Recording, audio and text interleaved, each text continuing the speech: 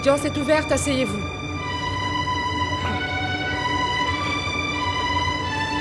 Je rappelle donc les infractions qui sont reprochées à M. Bernard-Henri Lévy. Promotion effrénée de l'impérialisme et du sionisme. Escroquerie intellectuelle, symptôme des errances de la philosophie, de l'accumulation du capital et du pouvoir. Maître Jean-François Botul, c'est à vous que je parle. Je constate l'absence de votre client. Il a tout de même daigné nous envoyer sa chemise. Vous l'en remercierez de la part de la Cour. J'appelle mon premier témoin, Monsieur Tariq Ali.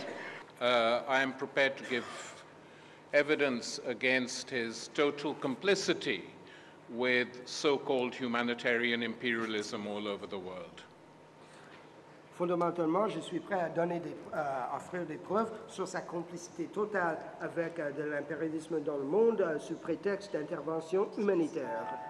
We are also trying all those in the French media who take him seriously and regard him as a serious intellectual. Ce procès est également celui des médias français qui prennent BHL au sérieux et qui le prennent comme un intellectuel sérieux digne de leur digne comme interlocuteur. The line which is promoted by Bernard-Henri Lévy is very simple and very simplistic. La ligne qui est promue par Bernard-Henri Lévy est très simple et très simpliste. It is that no one has the right to impugn the honor of Israel. Il dit en somme que personne n'a le droit de porter atteinte à l'honneur d'Israël. But when Lieberman, the current foreign minister, says that Arabs, essentially says that Arabs are subhuman. Que dire lorsque M. Lieberman, ministre des Affaires extérieures israélien, dit en somme que les Arabes sont des sous-hommes? Should we not impugn his honor? Alors, son honneur n'est-il pas atteint à ce moment-là? Abbas was informed by the Israelis that Gaza was going to be attacked. Abbas a été informé par les Israéliens qu'il y aura une attaque contre Gaza. The PLO security forces were told when Gaza was attacked, crush all the demonstrations on the West Bank. Les forces de sécurité de l'OLP ont reçu la consigne d'écraser toute manifestation de solidarité avec les Gazouis qui a eu lieu en Cisjordanie. And they did it. Et ils l'ont fait. Just think about it. You occupy a land, you crush its people, you term resistance terrorism, and then you say the Palestinian refugees, send them to South America. Pensez-y une minute, vous occupez une terre, vous écrasez le peuple, vous taxez la résistance de terroristes, et ensuite vous proposez d'envoyer les réfugiés en Amérique du Sud. And Henri Lévy and his gang live in a world that is unreal. Et Bernard-Henri Lévy et les siens, sa clique, habitent dans un monde qui n'est pas réel. They live in a bubble. Ils vivent dans une boule. It's a bubble which is inhabited by the media. C'est une boule habitée par les médias. By people of money. Par le milieu de la finance. By celebrities. Par les people, les célébrités. And the powerful. Et les puissants de ce monde. And then they have the nerve to talk about universal values. Et après, ils ont le chutzpah, le culot, de parler des valeurs universelles. But the universal values are only for those who support the United States. Mais les valeurs universelles, ça vaut seulement pour ceux qui soutiennent les États-Unis. Universal values are not for the Palestinians. Les valeurs universelles, ce ne sont pas pour les Palestiniens. So the atrocities and the crimes committed against the Gazans do not count. Alors les atrocités et les crimes commis contre les Gazouis ne comptent pas. And this intellectual, or I shouldn't debase the word intellectual, this layer of mediatic intellectuals. Alors, ces intellectuels, entre guillemets, en fait, je ne veux pas dévaloriser le terme intellectuel, mais cette couche de personnes décrites comme telles dans les médias, they have the nerve to lecture people opposed to these crimes on what is honor and what is dishonor. Ils ont le culot de gronder des personnes opposées à ces crimes sur ce qui est honorable et ce qui ne l'est pas. One of the advantages of living in London Et un des avantages d'habiter Londres is we don't hear of Bernard-Henri Lévy. est qu'on n'entend pas parler de Bernard-Henri Lévy. He never appears on our television screens. On ne le voit jamais sur l'écran de télévision en Grande-Bretagne, He doesn't write in our newspapers. ni dans les quotidiens. He would be very shocked if he lived there because many of the newspapers are very critical of Israel. Il serait très choqué s'il habitait en Grande-Bretagne parce que beaucoup de journaux sont très critiques par rapport à la politique israélienne. But in France, there is a mediatic dictatorship, Mais en France, il y a une dictature médiatique, totalitarianism of the intellect. un totalitarisme de l'intellect. You are not allowed to say anything about anything that is truthful and critical about Israel. Vous n'avez pas le droit de dire quoi que ce soit qui est vrai et qui est critique par rapport à Israël. People of Jewish origin who speak like that are called self-hating Jews. Les Juifs qui parlent comme ça sont décrits comme des Juifs épris de la haine pour soi. And the rest of us are all anti-Semitic. Et tout le reste de la population qui parle comme ça serait antisémite. And I hope on this question that when there is a mass uprising in Morocco, they occupy the villas he owns and make them into schools and hospitals for poor people. Et j'espère que lorsqu'il y aura cet soulèvement au Maroc, s'il y aura cet soulèvement au Maroc, les Marocains vont occuper les villas dont Bernard-Henri Lévy est propriétaire et les utiliser comme école et les utiliser comme clinique. We will find him guilty. Je vous remercie, M. Karakali.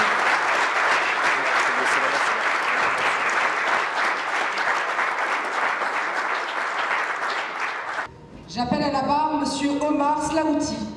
Nous connaissons tous ici Bernard-Henri Lévy avec cette image méprisante, dédaigneuse et hautaine, dont d'ailleurs la chemise ici présente résume bien le personnage. On le reconnaît par cette chemise immaculée, plus blanche il n'y a pas. BHL s'est permis de parler des quartiers populaires. Il est important que le jury populaire que nous avons en face, le 9-3 qui est en force, sache que ce monsieur porte des chemises à 350 € la paire. Alors, pour Bernard-Henri Lévy, des militants comme moi, membres du NPA, nous sommes, en plus d'être des islamo-gauchistes, j'y reviendrai, nous sommes des agro-terroristes.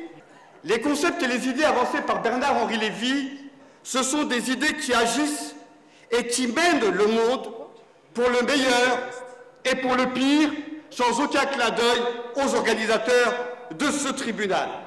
Eh bien, permettez, Madame la Présidente, que je vous remette cette liste de tous ceux et toutes celles qui tournent dans la sphère de Bernard-Henri Lévy.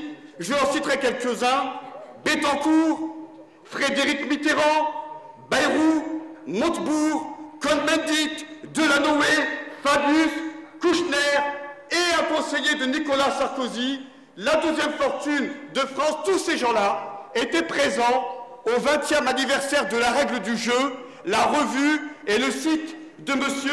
Bernard-Henri Lévy. Je vous communique cette première pièce à conviction. Concernant les quartiers populaires, puisqu'il faut en parler, voilà ce que dit M. Bernard-Henri Lévy, voilà ce que disent les amis de M. Bernard-Henri Lévy suite aux révoltes. L'ensemble des références que je vais donner ici sont liées au dernier livre qu'il a écrit, Cadavre à la renverse. Page 85, j'ouvre les guillemets, en parlant des jeunes des quartiers populaires. Ce sont des barbares, juste des barbares, dont la parole y est réduite au cri, et le cri au glapissement sans espérance de l'animal humain. Il rajoute, Pascal Bruckner en particulier, écoutez bien, quand on est en face de cette barbarie, quand on a affaire à des hordes de casseurs qui s'en prennent en priorité aux femmes, aux vieux, aux faibles, aux démunis, quand on les voit encapuchonnés comme des membres du Ku Klux Klan, manipulés soit par des mafieux, soit par des islamistes, comment ne pas y voir les premières sections, écoutez bien Madame la Présidente, comment ne pas y voir les premières sections d'assaut du futur parti fasciste français, là où nous tous, nous voyons bien évidemment un parti fasciste français qui est situé à l'extrême droite de l'échiquier politique, derrière lequel toute la droite court et une partie de la gauche, notamment au Parti socialiste. Contre le chômage, le problème est, écoutez bien Madame la Présidente, c'est du Finkelkraut à la lettre, dans le journal El Haaretz israélien, le problème est que ces jeunes sont des Noirs, des Arabes, avec une identité musulmane. Regardez, ajoute-t-il, en France, il y a d'autres immigrés dont la situation est difficile, des Chinois, des Vietnamiens, des Portugais, et eux, ils ne prennent pas part aux émeutes. C'est pourquoi il est clair que cette révolte a un caractère ethnique et religieux. C'est ici, Madame la Présidente, la deuxième pièce à conviction que je soumets au dossier. Permettez que je le cite car il était aussi présent aux 20 ans de la règle du jeu dans l'entourage de Bernard-Henri Lévy. Un certain monsieur Malek Bouti, que certains connaissent ici, un ancien président d'SOS Racisme, qui est aujourd'hui chargé au Parti socialiste de l'immigration. Et ce monsieur Malek Bouti dit rien de plus, rien de moins, qu'il soutient Zemmour dans ses propos. Et évidemment, nous ne ferons pas l'impasse non plus sur un certain Michel Houellebecq, lui aussi, vieil ami et vieux complice de Bernard-Henri Lévy, qui avant de recevoir son prix Goncourt de littérature à l'automne 2010, il y a quelques mois, Madame la Présidente, avait déclaré « La religion la plus con, c'est quand même l'islam ». Et comme BHL fait du BHL jusqu'au bout, il propose à toute la communauté arabo-musulmane de s'inspirer de la pratique des Juifs. Pour quelle raison, nous dit-il? Car c'est la meilleure façon de mettre les musulmans à l'abri de l'intégrisme. Il nous dit, page 358, je vous renvoie au même ouvrage, l'islamophobie assimilée au racisme, c'est une construction monstrueuse, juridique et morale. C'est un crime contre l'esprit, car pour M. Bernard-Henri Lévy, il n'y a pas d'islamophobie raciste. On peut être islamophobe sans être raciste. C'est la version qu'il veut nous faire croire. Par contre, nous dit-il, dans le même ouvrage, mais dans tous ses ouvrages, qu'être anti-impérialiste, qu'être anti-sioniste aujourd'hui, c'est être raciste. Et c'est pour cette raison-là, d'ailleurs, que Bernard-Henri Lévy, même sur son blog actuellement, le dément, mais le CRIF a vendu la mèche. Bernard-Henri Lévy a fait partie de ceux et de celles qui ont empêché un certain monsieur Stéphane Hessel de faire déclaration et d'établir ses propositions et ses orientations politiques à l'école normale supérieure. Eh bien, Bernard-Henri Lévy a contribué, lui aussi, à le bâillonner, à le museler, absolument fondé. Je vous renvoie au site du CRIF, qui est sans doute une référence pour vous. Eh bien, Bernard-Henri Lévy, de la même manière, a condamné, mais pas seul, Bernard-Henri Lévy a condamné tous ceux et toutes celles, et condamne aujourd'hui tous ceux et toutes celles qui portent la campagne boycott, désinvestissement, sanctions. Halima Boumedienne aurait dû être présent ici pour faire le point. Elle est très bien placée à plus d'un titre, et elle en paye aujourd'hui les frais politiques. Et elle assume pour autant politiquement, elle s'excuse de ne pas être là, mais évidemment, elle fait partie de ceux et celles qui témoignent et qui témoigneront contre Bernard-Henri Lévy. Est-il nécessaire de rappeler que ceux et celles qui appellent au boycott sont des militants et des militantes de tout horizon politique, dans la gauche radicale et d'associations diverses et variées, et ils ont en face des Bernard-Henri Lévy. Qu'être anti-sioniste aujourd'hui, c'est être raciste. Et c'est pour cette raison-là, d'ailleurs, que Bernard-Henri Lévy, même sur son blog actuellement, le dément, mais le CRIF a vendu la mèche.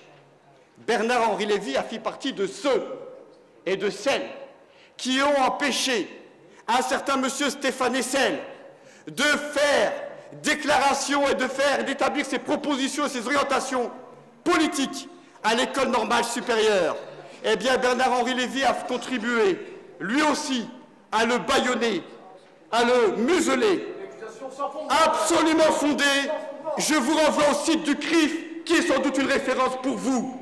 Eh bien, Bernard-Henri Lévy, de la même manière, a condamné, mais pas seul, Bernard-Henri Lévy a condamné tous ceux et toutes celles, et condamne aujourd'hui tous ceux et toutes celles qui portent la campagne boycott, désinvestissement, sanctions.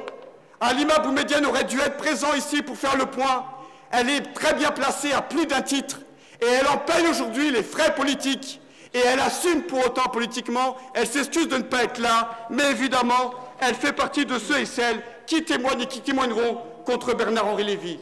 Est-il nécessaire de rappeler que ceux et celles qui appellent au boycott sont des militants et des militantes de tout horizon politique, dans la gauche radicale et d'associations diverses et variées, et ils ont en face des Bernard-Henri Lévy, ils ont tous ceux et toutes celles qui ont signé avec lui main dans la main. Je pense notamment à François Hollande, je pense à Dominique Sopo, actuel président d'SOS Racisme, je pense à Manuel Valls, je pense à Delanoë, je pense à Finkielkraut, tous ces gens-là qui ont montré du doigt les militants BDS, comme à une certaine époque, une certaine Michèle Alliot-Marie, ministre de la Justice, avait demandé à ce que l'on poursuive jusqu'au bout les militants et les militantes qui ont porté cette campagne BDS. C'était le cas de ceux et celles qui actuellement sont à Perpignan. Leur jugement est passé lundi dernier, Sakina prochainement à Bordeaux et beaucoup d'autres. Eh bien, puisque Michèle Alliot-Marie fait corps commun avec tous ces sionistes, il est bon de rappeler que cette même Michèle Alliot-Marie était prête, au nom de l'ingérence impérialiste, à soutenir le dictateur Ben Ali. Alors, je vous invite d'ailleurs sur cette affaire, je vous invite, et ce sera mon dernier mot, je vous invite sur cette affaire de la Tunisie à lire le blog de BHL et l'appréciation qu'il porte sur la révolution tunisienne, car la révolution de Jasmin est un euphémisme, la révolution tunisienne pleine et entière, où on lit sur le blog de BHL que ce n'est pas le peuple qui a renversé aujourd'hui le pouvoir en place. Non, parce qu'évidemment le peuple, ça fait trop peur. La lutte des classes, c'est impensable pour M. Bernard-Henri Lévy qui s'apprête à soutenir prochainement Dominique Strauss-Kahn. Non, il nous explique que ceux qui ont renversé la dictature, ce sont tous les propriétaires de smartphones. C'est-à-dire que pour Bernard-Henri Lévy, le monde est coupé en deux. Les propriétaires de smartphones et ceux qui ne les ont pas. Et on se demande où sont les propriétaires de Rolex qui étaient présents 20 ans de la règle du jeu. Eh bien, pour nous, la lutte des classes a un sens. Et pour nous, c'est le peuple tunisien dans son entièreté. Chômeurs, travailleurs, syndicalistes, associatifs, politiques, qui ont renversé Ben Ali. Et c'est pas fini. Et c'est pas fini.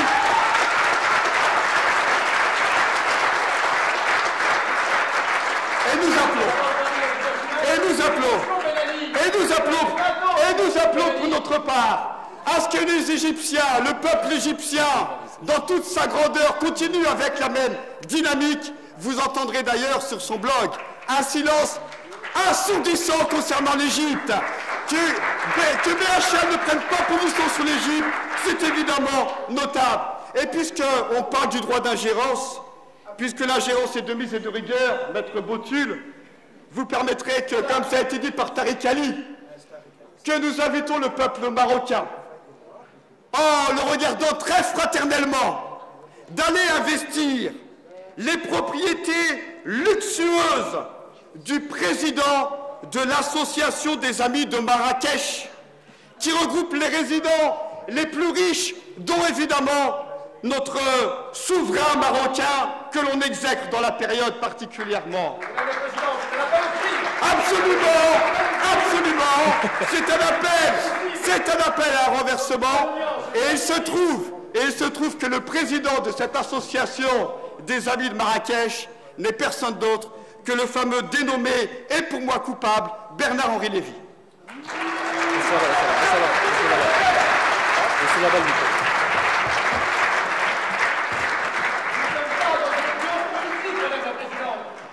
Maître Botul, dois-je vous rappeler que le crime de lèse-majesté n'est pas puni par notre code pénal?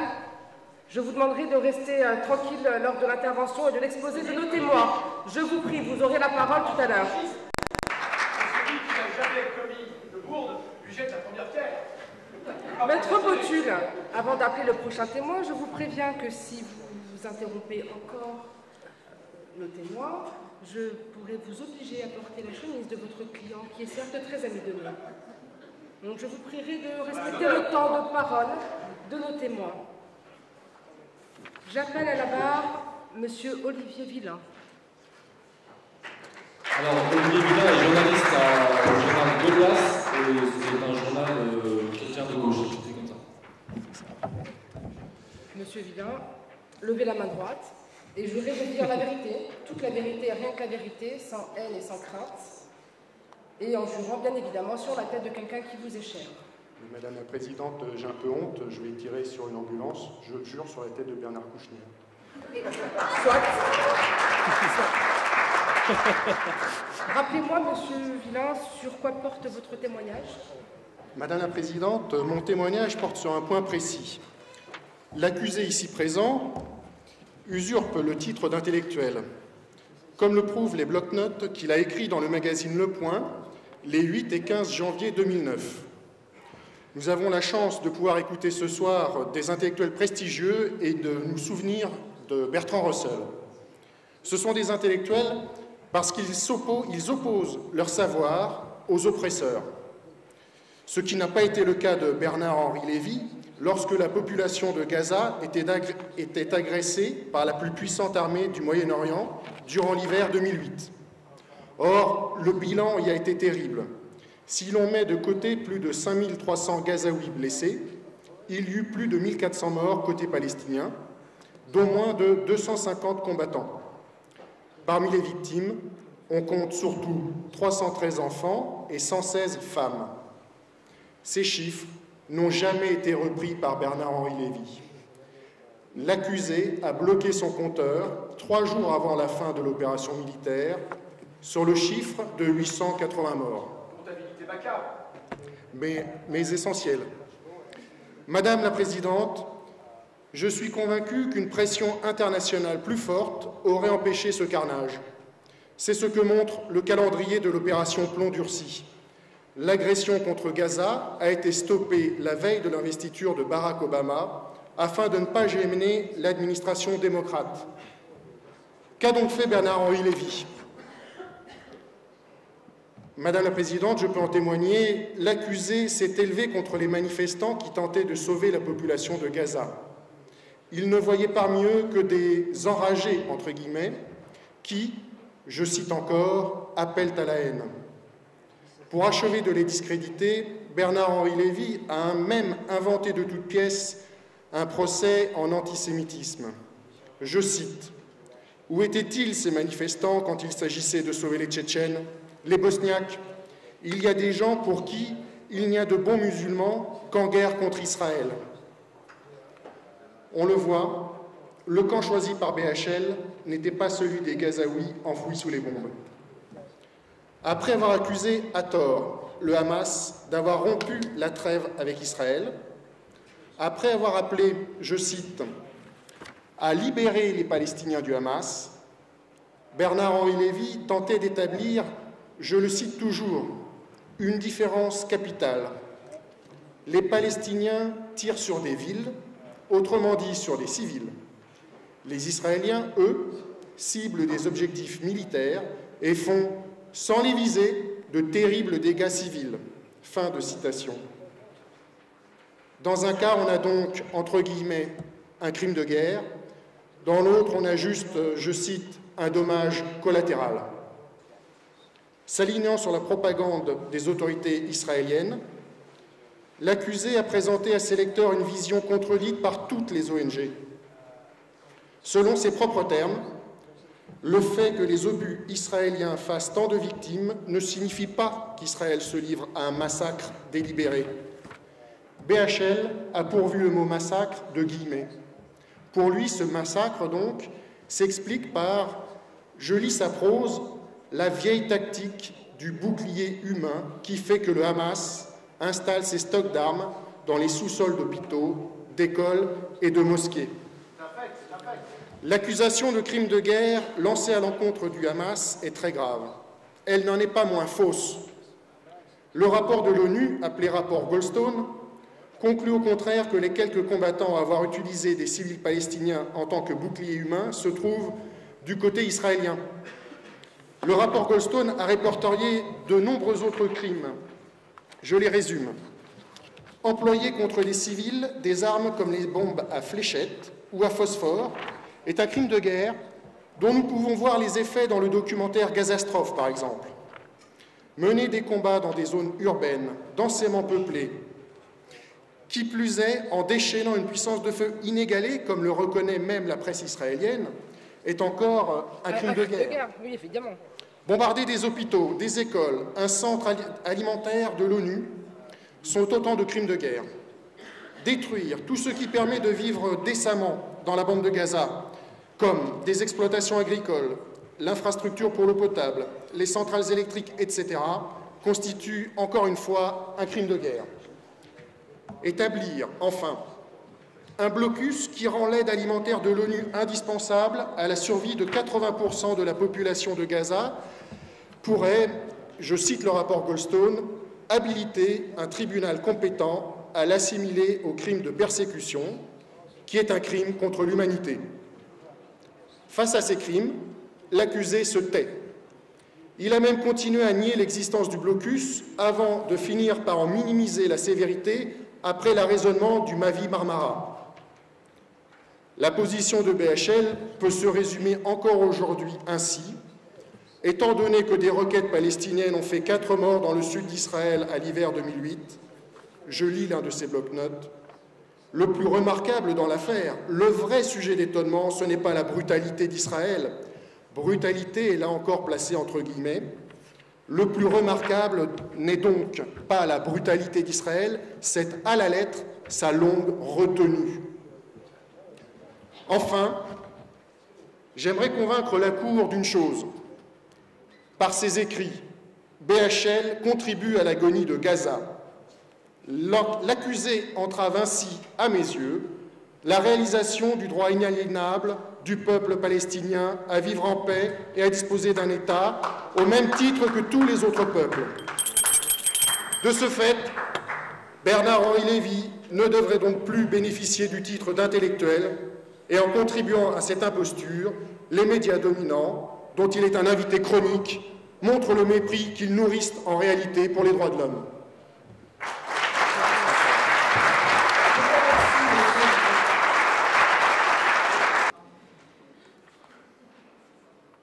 Monsieur le procureur, vos réquisitions.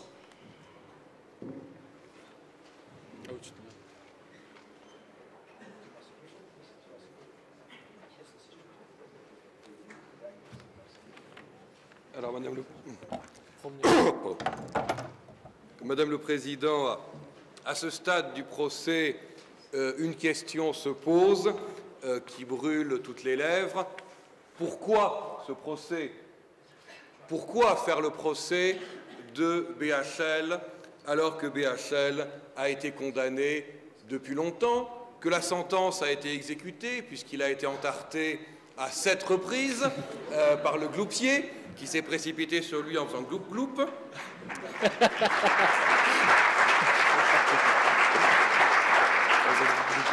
Alors que toutes les imprécisions philosophiques, pire que des délits, des crimes, et alors même que toutes ces imprécisions, toutes ces erreurs, toutes les fadaises qu'il a pu raconter ont été dénoncées dès les années 1970 par des intellectuels aussi imminents que Pierre Vidal-Naquet, que Claude Lefort, que tout le monde a bien compris que BHL, en réalité, c'est à la fois et c'est uniquement une posture et une imposture. Pourtant, il tient. Il y tient à sa posture et il tient à sa chemise. Il tient à sa chemise. Voilà. Eh bien, c'est cela, effectivement, merci Maître Botul, c'est cela, effectivement, la raison de ce procès, c'est que, bien que chacun ait compris depuis longtemps le vide, la vacuité essentielle de la pensée de BHL, eh bien, BHL est toujours là. BHL s'accroche avec ce style inimitable que l'on trouve depuis ses premiers ouvrages depuis la barbarie à visage humain, ce monde tourmenté par le fascisme, devant lequel une seule personne se dresse, Bernard-Henri Lévy. Son style, cette façon de se mettre en scène, tous ces récits de voyage qui se rapprochent plus de Tintin que de l'Odyssée, toute cette façon ridicule de se prendre pour le Malraux de l'espoir, parce qu'un jour, à Saint-Germain-des-Prés, il a pris le métro et il a survécu. L'expérience était terrible. Hein? Chacun a encore en mémoire cette photo où il était à Sarajevo pour faire un reportage de guerre. Il a passé 2 heures à Sarajevo entre 2 avions. Mais c'était moins dangereux encore que le métro à Saint-Germain-des-Prés. On le voit avec un gilet, on le voit avec son petit micro qui parle et qui raconte les horreurs de la guerre en Bosnie. Et on le voit se protéger des tirs des snipers qui, évidemment, ne pensent qu'à l'abattre. Et lorsque on voit la photo avec un angle plus important, on voit les passants qui vaquent tranquillement leurs activités derrière. On voit derrière lui un soldat qui est tout beau, qui est debout, qui est dressé tout droit. En réalité, tout cela est une pure mise en scène. En réalité, tout ce qui fait marcher BHL, c'est l'ego, c'est le culte du moi, c'est le culte de BHL par BHL. Et il y a un livre parmi sa production abondante qui est tout à fait extraordinaire, qui s'appelle Comédie. Et dans cet ouvrage, BHL met en scène BHL. Ça, c'est pas original, parce qu'il le fait partout, tout le temps. Mais il met en scène BHL, et de façon consciente. Et alors là, il faut le lire, parce que c'est extraordinaire. Il décompose BHL. Il y a Bernard qui parle avec Henri pour soumettre une idée à Lévy, et ils ne sont pas d'accord entre eux. Ils ne sont pas d'accord entre eux, ils se disputent. Mais je n'invente rien, il faut lire cet ouvrage. Je n'invente rien. Il y a le moi social et le moi profond de BHL qui s'opposent, qui ont des débats pseudo-philosophiques. Il y a aussi le moi du film, parce qu'il faut oublier que BHL est un réalisateur. Ça, on l'oublie un petit peu. Hein. On oublie, oui. Alors, je ne sais pas s'il est peintre et sculpteur, mais enfin, il est philosophe, romancier, réalisateur. Il fait tout. Il fait tout. Et à la fin, le plus beau, il y a le moi du film qui s'oppose au moi profond du film, et à la fin se réunissent l'assemblée des moi profonds qui délibèrent pour savoir ce que sera la nouvelle aventure de BHL. Mais BHL n'est pas du tout obsédé par BHL. BHL n'est pas du tout dans l'ego et dans le moi. Et là, j'en prends une nouvelle preuve. Dans un de ses ouvrages qui s'appelle Récidive, il dit, et je cite textuellement l'ouvrage, 4 juin. Montaigne, parce que BHL a des lettres. BHL s'entretient avec les plus grands. Montaigne, essai, livre 2, chapitre 17. Chacun regarde devant soi. Moi, je regarde dedans moi. Ça, c'est ce que dit Montaigne. Et que dit BHL, lui, commentant Montaigne? Il dit, cette phrase qui résume, qui est la quintessence même de la pensée BHLienne, il dit « Je m'avise, en lisant ces mots, combien je pense, moi, peu à moi. » Et là, je pense que tout est dit dans cette phrase. Ah, c'est de BHL. Dans cette phrase où BHL réussit, c'est un peu difficile à compter, mais « Je m'avise », il cite ce cite 5 fois lui-même, il cite 5 fois lui-même, moi ou je, pour bien expliquer qu'il ne pense pas à lui. BHL, c'est le triomphe de l'ego. Et on a une deuxième constante dans sa pensée, c'est que BHL est un philosophe qui pense le mal, qui pense la barbarie. On a là les deux éléments du système philosophique, le mal, la barbarie, et de l'autre, BHL. Et on pourrait dire, si on voulait le défendre, tâche bien ingrate et bien difficile, hein, maître Botul. Oui, nous l'attendons avec impatience. On pourrait dire, si on voulait le défendre, que Bernard-Henri Lévy est de tous les combats pour la dignité de l'être humain. Alors, pas l'être humain palestinien quand même, hein. Mais bon, l'être humain en général. Il maintient la tradition des écrivains engagés dans l'action et dans les idées, tels Malraux, Sartre et Camus. Normalien, agrégé de la philosophie, écrivain, romancier, journaliste, agitateur d'idées, cinéaste, activiste, fondateur de la revue La Règle du Jeu, éditorialiste au Point, au Corriere della Sierra, au Mundo de Madrid, ainsi qu'à diverses publications, où il commande chaque semaine l'actualité politique, artistique et culturelle, Bernard-Henri Lévy ou BHL est en croisade permanente. Il a toutefois une préoccupation qui domine son œuvre, c'est l'idée du mal. Pour BHL, le XXe siècle est le siècle du mal. Fascisme, totalitarisme, terrorisme et aussi intégrisme sont les visages successifs que ce mal a pris et continue de prendre à l'orée du XXIe siècle. Ce philosophe aux multiples visages irrite ou séduit selon les cas. On lui reproche d'être provocateur, car il défend ses opinions avec véhémence et courage. On l'accuse d'être trop médiatique, parce qu'il a toujours cru bon de s'adresser via la télévision au public le plus large. On peut aimer ou détester BHL, mais on ne peut rester indifférent. Son élégance passionnée, le lyrisme de sa prose, son ardeur et sa fougue, il est, parmi les intellectuels et écrivains français contemporains, ce phare aux 1000 citadelles, toujours prêt à s'enflammer.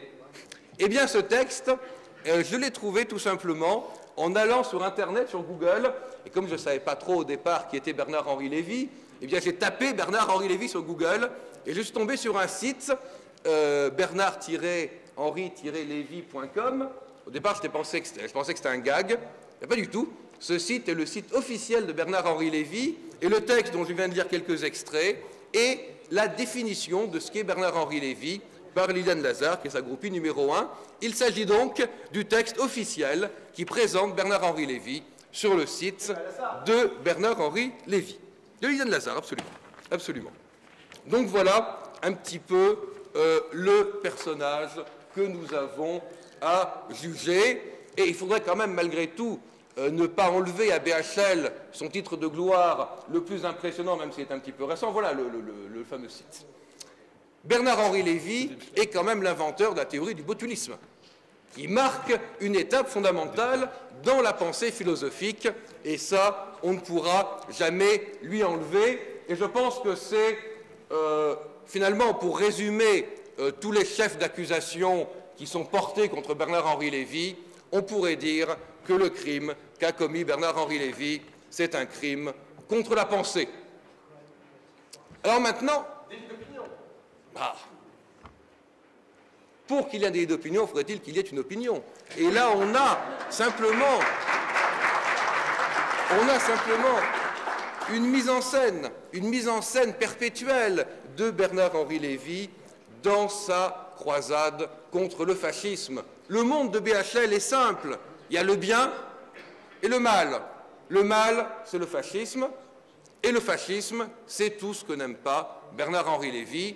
Le fascisme peut prendre différentes formes, et Bernard-Henri Lévy est bien persuadé qu'au-delà du périphérique, qu'ici, en banlieue, dans le 93, ici à Saint-Denis, le fascisme règne en maître. Il n'en est pas tout à fait sûr, puisqu'il n'y est pas allé, mais enfin, il a eu quand même des informateurs qui lui ont rapporté des faits tout à fait inquiétants. Et effectivement, quand on va comparer les jeunes de banlieue à des sections d'assaut, j'étais frappé par ce qu'a dit Omar Slaouti tout à l'heure, section d'assaut, c'est les SA, et effectivement, on voit à quoi ça fait référence. Donc le mal, c'est le fascisme, c'est la barbarie, et heureusement que Bernard-Henri Lévy est là pour se dresser contre ce mal. Et ce faisant, effectivement, eh bien, il va se faire l'apologue du choc des religions, pour ne pas dire du choc des civilisations.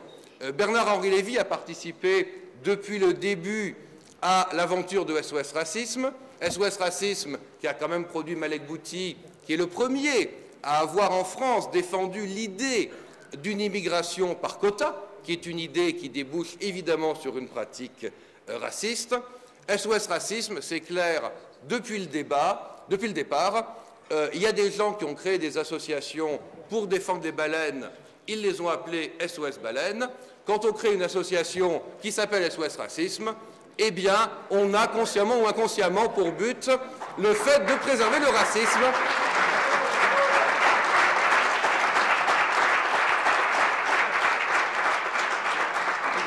Et là, de ce point de vue-là, depuis 25 ans, on est servi. On est servi. Voilà un petit peu. Alors, il y a quand même un absent. Il y a quelque chose qu'on ne retrouve jamais dans la multiple production de Bernard-Henri Lévy. Je ne sais pas s'il y a un seul être humain sur Terre qui a lu toute la production de Bernard-Henri Lévy. Je ne sais pas si lui-même l'a lu en entier. Mais il y a quelque chose qu'on ne trouve nulle part dans cette production, quelque chose qui n'est jamais posé, et ce quelque chose, eh bien, c'est la question sociale. C'est le fait que dans une société, il y a des riches et des pauvres, il y a des dominants et des dominés, tout ce qui, à une certaine époque, constituait tout simplement la base de l'idéologie de la gauche. Eh bien, cela, on ne le retrouve jamais. On le retrouve un petit peu par la bande lorsque BHL disait en 1986 « Entre l'État et la bourse, je choisis la bourse », ce qui est bien une façon de prendre position dans la question sociale. Oui, la bourse ou la vie, la bourse et la vie. Et voilà, donc rien sur la question sociale. BHL n'a rien à dire sur les questions fiscales, sur les questions de la répartition des richesses, sur ce genre de choses. BHL est complètement muet. Voilà un petit peu, mais le véritable problème, c'est effectivement tout ce qui a été dit auparavant sur cette idéologie de BHL, cette idéologie que Tariq Ali a appelée tout à fait à raison l'impérialisme humanitaire, cette idéologie dont il est le vecteur, je dirais sans doute à la fois conscient et inconscient. Philosophiquement, Bernard-Henri Lévy ne pèse rien. C'est un philosophe tendance Jean-Pierre Foucault, beaucoup plus que Michel Foucault.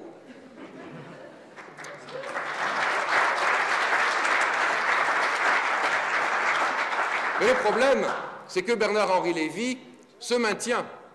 Depuis le temps, il aurait dû faire le Titanic, et c'est l'insubmersible, il se maintient. Il se maintient, et oui, il se maintient. Donc la question, c'est quelle peine? Vous allez, évidemment, votre cour va le condamner, bien évidemment. Mais à quelle peine, telle est la question? Eh bien, la peine que je vous propose d'infliger à Bernard-Henri Lévy, c'est une peine qui pourrait paraître anodine, mais qui, quand on réfléchit bien, me paraît extrêmement douloureuse, mais de nature, sans doute, à le faire réfléchir sur ses errements. Ce que je propose à la Cour, c'est que Bernard-Henri Lévy soit condamné à subir la lecture de ses œuvres complètes.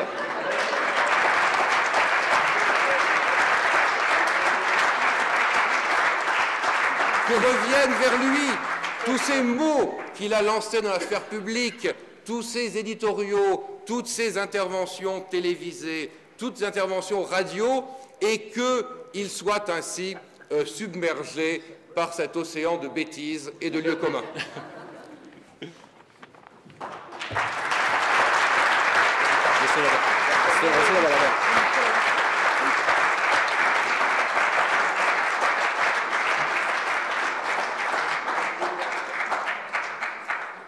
Je vous remercie, monsieur le procureur.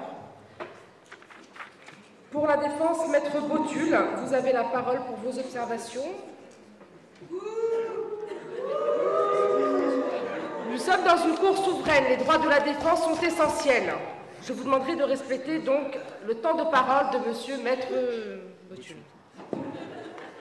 Madame la Présidente, Monsieur Botul. Messieurs et Mesdames les jurés, c'est avec honneur que je défends ce soir Bernard-Henri Lévy. Bernard-Henri Lévy. Et tout d'abord une précision. Mon client n'a pas pu venir. Il en est absolument désolé. Pour deux raisons. La première, c'est qu'il demande à la Cour de l'excuser, bien évidemment, mais pour son absence. La première, c'est qu'il est retenu au Maroc pour superviser de nouveaux travaux de la plus haute importance pour les arts et les lettres français dans sa maison de Marrakech et son palais de Tanger. Mais je le répète, des travaux qui ne pouvaient pas être différés et, vous le verrez, qui auront une très grandes retombées sur le rayonnement de la culture française. La seconde raison, eh bien, elle est précisément le fait que les conditions de sa sécurité n'étant pas réunies pour franchir le périphérique, l'escorte qui devait lui être attribuée n'ayant pas été fournie par le ministère de l'Intérieur, et on devine, déjà, nous sommes en période pré-présidentielle, on devine les intentions du ministère de l'Intérieur, en l'occurrence, c'est la raison pour laquelle, effectivement, il n'a pas pu, il ne peut pas être présent ici aujourd'hui, mais vraiment, il vous demande de l'en excuser. Voilà. Mais il y aura une petite communication à la fin de sa part. Tout d'abord, je répondrai à l'accusation première, qui est celle de promotion effrénée de l'impérialisme et du sionisme. Nos accusateurs affirment par là que nous serions en toute chose des défenseurs acharnés des États-Unis, de l'État d'Israël, et par la même occasion des islamophobes, motivés uniquement par une haine éperdue de l'islam, sans rime ni raison. Mais rien n'est plus faux. Rien n'est plus faux. Ils invoquent pour cela notre soutien déclaré aux guerres états-uniennes contre l'Irak depuis 1990, l'Afghanistan, ainsi que notre soutien supposé et inconditionnel à l'État d'Israël. Il y a pour cela, et avant toute chose, avant de pouvoir comprendre les motivations profondes, une chose à dire, c'est que le monde dans lequel nous vivons est un monde cruel, un monde incertain. Et il faut vraiment avoir perdu la raison pour ne pas s'en rendre compte, Madame la Présidente et Messieurs et Mesdames les jurés. Ce monde est un monde terrible. Le mal existe. Le mal existe. C'est ce qu'avaient oublié nos disciples, enfin, nous voulons dire nos collègues, Sartre et Camus, qui niaient l'existence de ce mal. Au passage, je voudrais qu'il est faux de prétendre que nous n'aurions rien apporté à la philosophie. Si Sartre et Camus peuvent se vanter d'être les maîtres de la conscience de l'absurde, notamment à travers l'existentialisme, nous sommes fiers d'avoir enrichi la pensée française d'un autre concept, celle de l'absurdité de la conscience.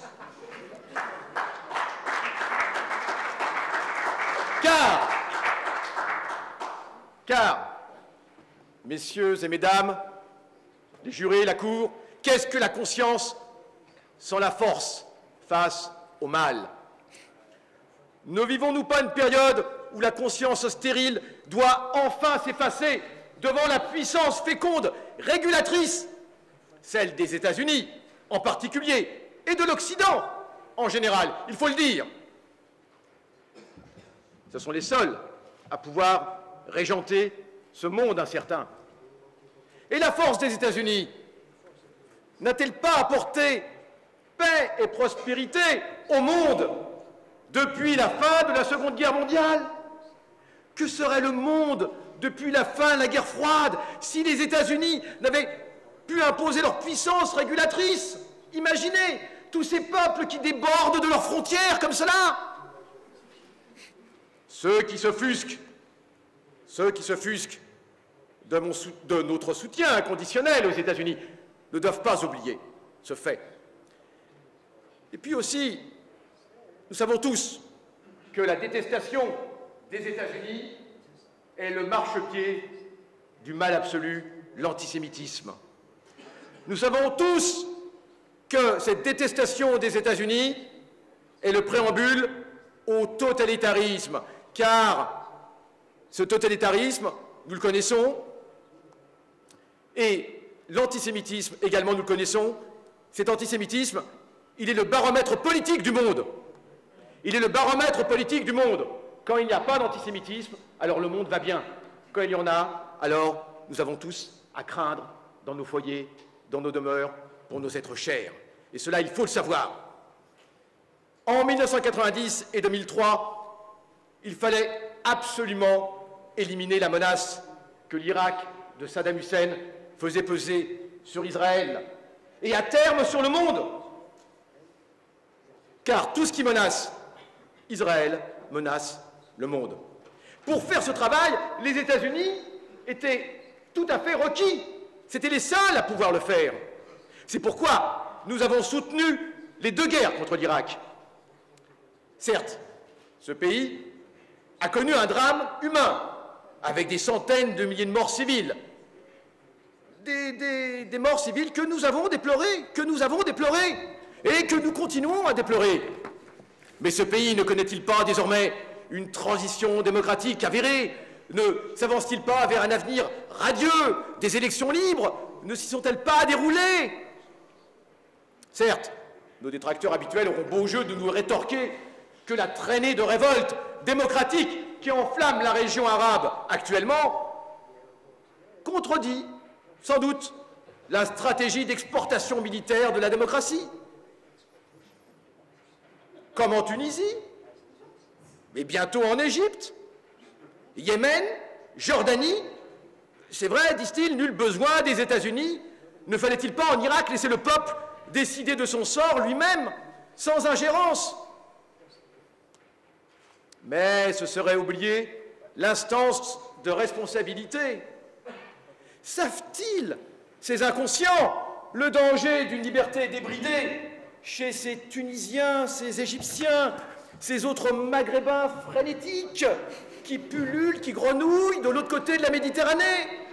Ces peuples encore mineurs qui ont tant à apprendre de nous, qui nous réclament même, surtout les femmes, comme me le faisait encore remarquer il y a peu de temps notre ami le docteur Saïd Sardi du RCD algérien, lorsque nous nous sommes retrouvés au dernier festival de Cannes, l'été dernier. Que ferait-il sans nos valeurs? N'est-ce pas nous qui leur avons donné le goût de la liberté?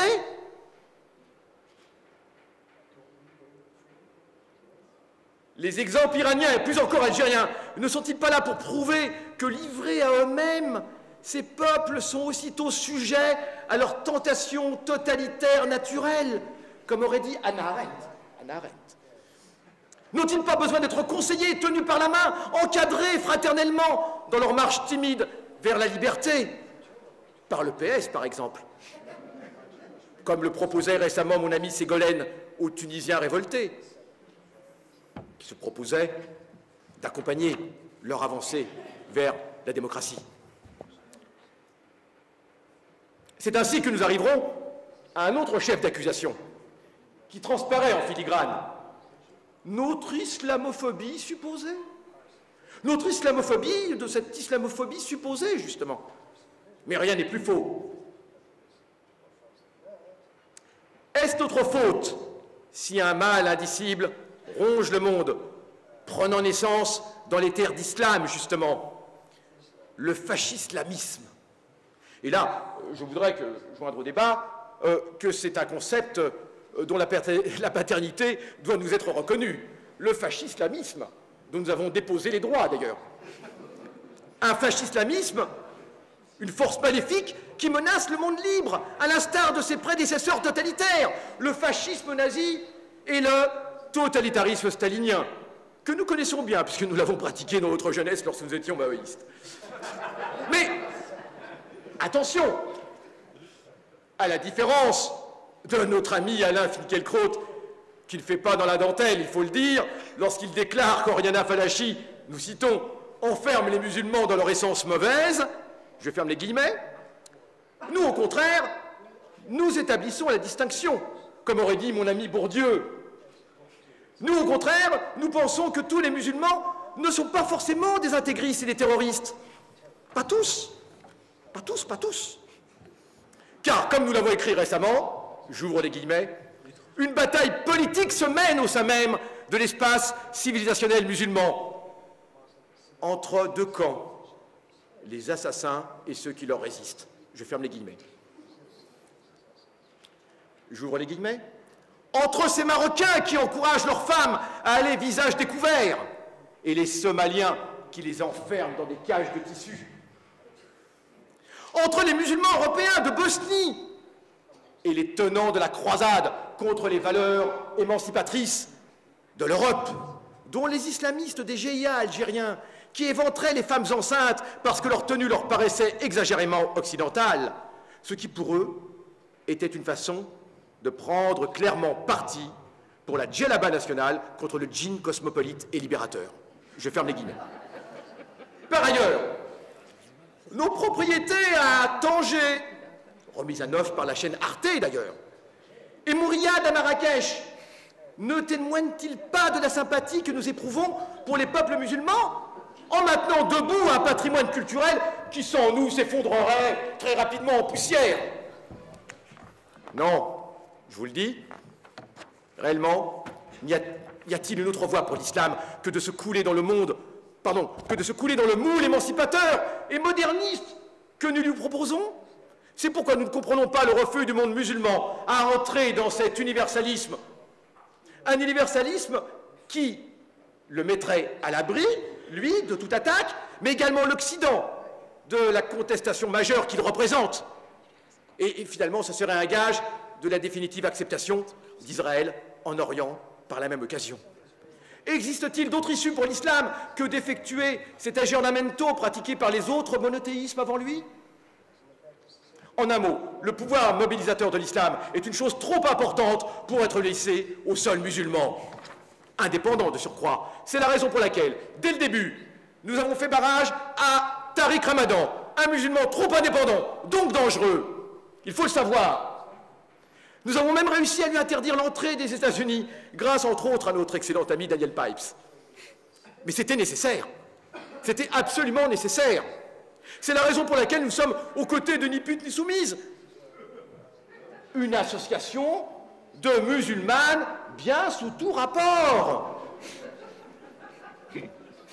qui, à défaut d'avoir de l'avenir, a au moins assuré l'avenir de sa présidente, Madame Amara.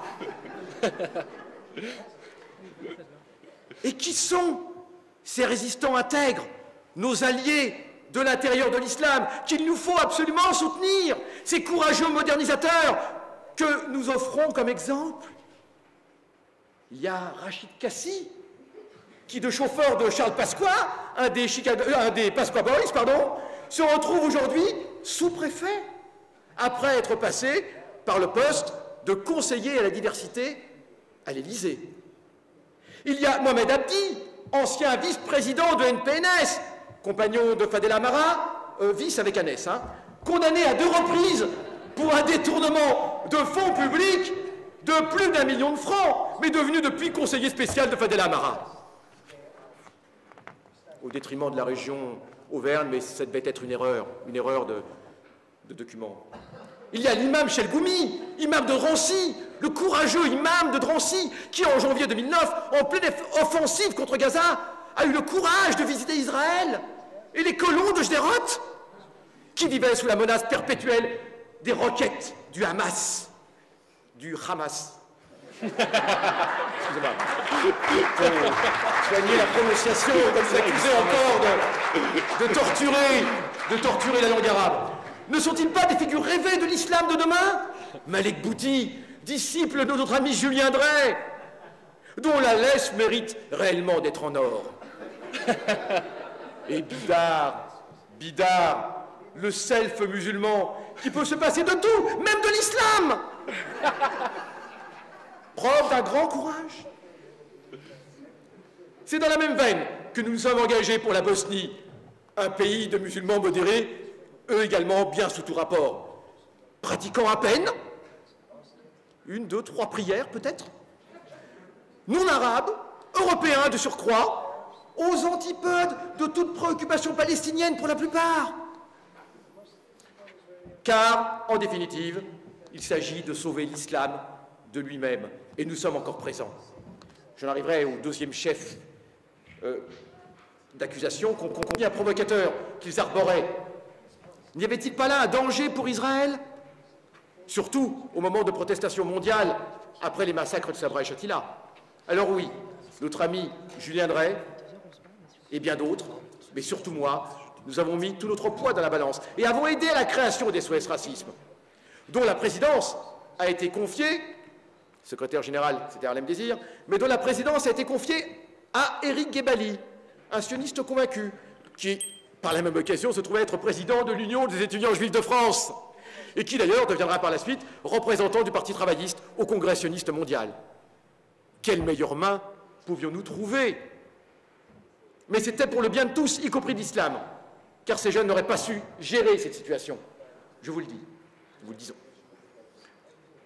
Troisième chef d'inculpation, enfin, on nous accuse d'être un sioniste pur et dur, et en tout cas, de l'avoir toujours démontré, et rien n'est plus faux. N'ai-je pas signé l'appel J-Call en faveur de la paix? Encore une fois avec mon ami Finkielkraut.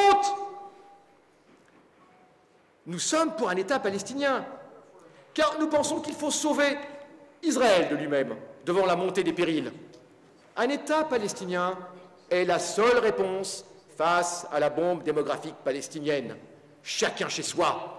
C'est la seule solution au risque de voir submerger cet État d'Israël.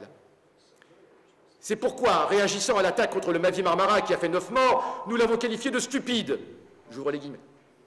Celle-ci risquant de ternir davantage encore l'image d'Israël. C'est vrai, nous n'avons pas eu un mot de condamnation, pas un mot de regret, mais à quoi bon? Les tués étaient tués, les morts étaient morts. Nous avons trouvé cette opération simplement stupide pour l'intérêt d'Israël. Il nous faut lâcher du lest. Car comment ne pas s'inquiéter des dizaines de milliers de manifestants pour Gaza en 2009 et maintenant ce misérable appel au boycott d'Israël, la campagne BDS, une délégitimation en règle qui semble prendre. Si nous la qualifions de saloperie, ce n'est pas parce que Stéphane Hessel, l'un de ses promoteurs, a vendu en un seul petit ouvrage, indignez-vous, plus d'exemplaires que tous les livres que nous avons commis en 40 ans. Mais c'est parce que cette fois, c'est sérieux. Même Vanessa Paradis s'y met. Le péril est sans précédent. Et puis l'avenir ne joue pas pour Israël. Comme nous le disions au pilote du char dans lequel nous sommes entrés dans Gaza en janvier 2009, tant qu'Israël reste la seule démocratie du Moyen-Orient et que pullulent les dictatures arabes, son avenir est assuré. Mais après, et nous le voyons aujourd'hui avec l'Égypte, avec la Tunisie, et après, que va-t-il se passer aujourd'hui? C'est là que la guerre états-unienne contre l'Iran prend tout son sens. Faire le ménage pour Israël. Pour cela, avions-nous d'autre choix que de vendre cette histoire d'Iran, un pays barbare, dirigé par un énième nouvel Hitler, menaçant le monde libre comme naguère l'Irak et ses fantomatiques armes de destruction massive, c'est vrai. C'est vrai que nous avons menti, mais c'était pour la bonne cause. C'était pour la bonne cause. Et puis, rien de tel qu'une femme, Sakina, menacée de lapidation comme illustration de cette barbarie.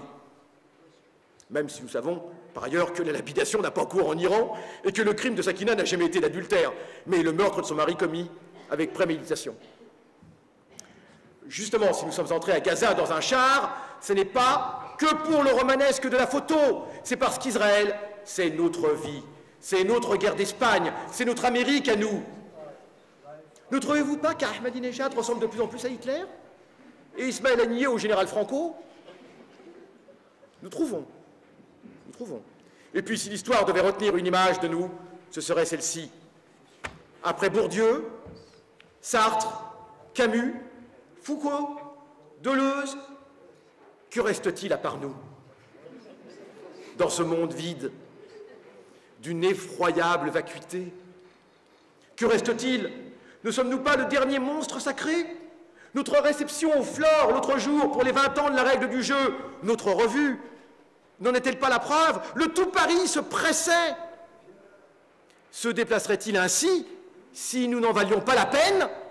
Ce serait vraiment prendre les Jack Lang, les Kouchner, les Christophe Barbier et autres Caroline Forest, Malik Bouti pour une bande de flagorneurs stipendiés, qu'ils ne sont évidemment pas.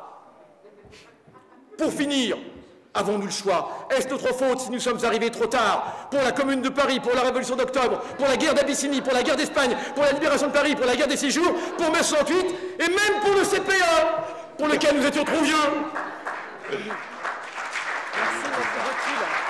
Merci, J'en ai terminé.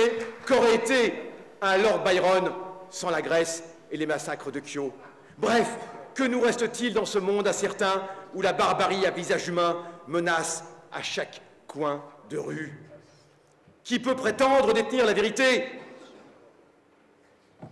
Madame la Présidente, Messieurs et Mesdames les jurés, compte tenu de tous ces éléments, nous demandons l'acquittement.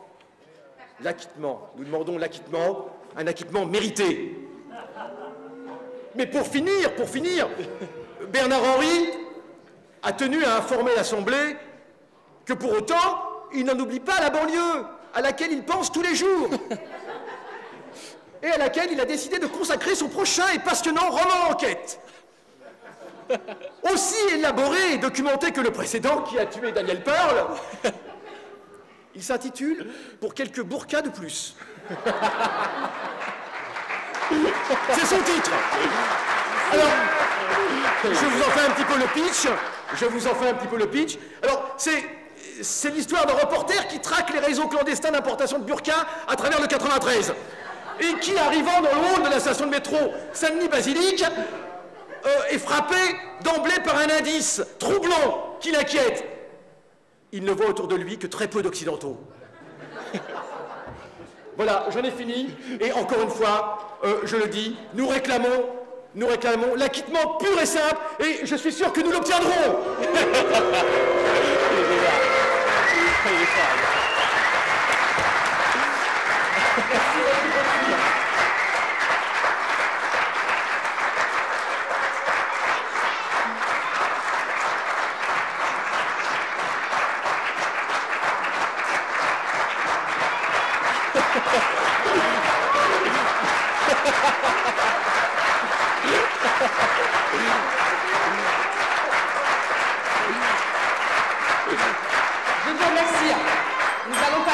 Bientôt au vote. Donc, puisque nous sommes dans une cour d'assises, l'accusé a normalement le dernier mot, mais les chemises, comme vous le savez, ne parlent pas. Donc, Maître Botul, vous plaidez l'acquittement de votre client, mais je tiens tout de même à vous rappeler, et j'espère que vous en toucherez un mot à votre client, certes, le soleil du Maroc, et je le concède plus clément qu'une cour, mais vous demanderez la prochaine fois à votre client d'être présent. Bref, mesdames et messieurs les membres du jury, vu votre nombre en cette cour souveraine et populaire, je vous demanderai, si vous pensez que l'accusé est coupable des faits qui lui sont reprochés, de vous lever et, bien évidemment, de rester assis si vous souhaitez le quitter. Le moment du vote est venu.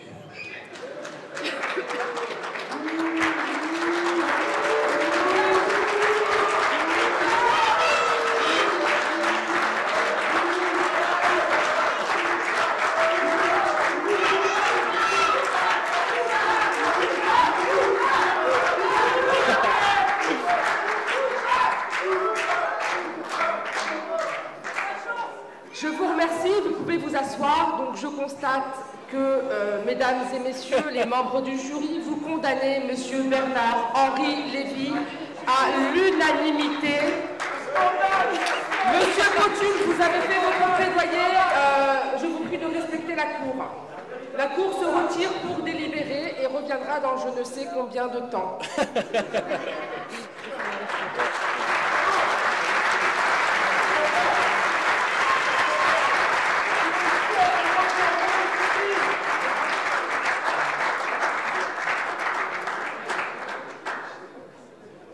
La Cour, levez-vous s'il vous plaît, la Cour.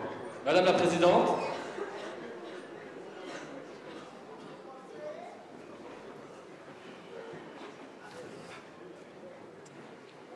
Vous pouvez vous asseoir.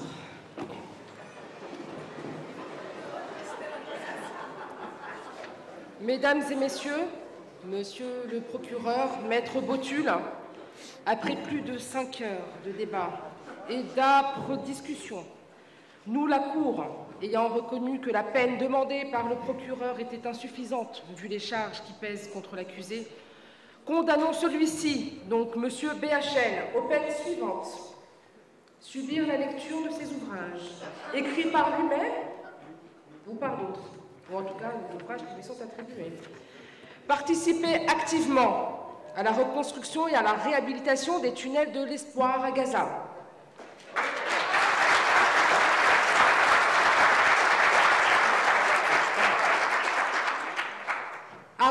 contribué, de sa personne même, à la destruction du mur de la honte en Palestine occupée.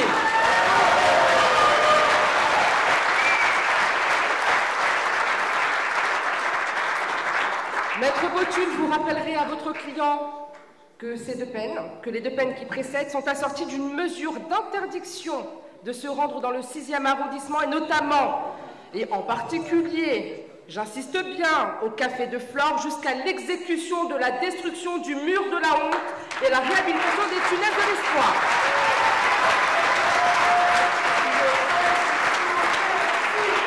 Monsieur, la Cour est souveraine. Maître Botul, la Cour est souveraine. Le peuple a condamné et je parle des sanctions. Je rajoute en cela qu'étant grand pourvoyeur, détracteur de la campagne boycott des investissements et sanctions, qui est une campagne que je trouve totalement, que nous trouvons, nous, la Cour souveraine, totalement légitime, condamnons M. Bernard-Henri Lévy, dans le sens où il représente une institution à lui-même, à lui tout seul, d'être boycotté au terme intellectuel, donc boycotter les émissions dans lesquelles il apparaît, boycotter les émissions de radio dans lesquelles nous souffrons de l'écouter, et pour ceux qui ont le courage, moi je ne l'ai plus à cette heure-là, nous appelons au boycott de ces œuvres dites littéraires, philosophiques, et je passe tous les autres qualificatifs. La Cour vous remercie. Justice a été rendue ce soir.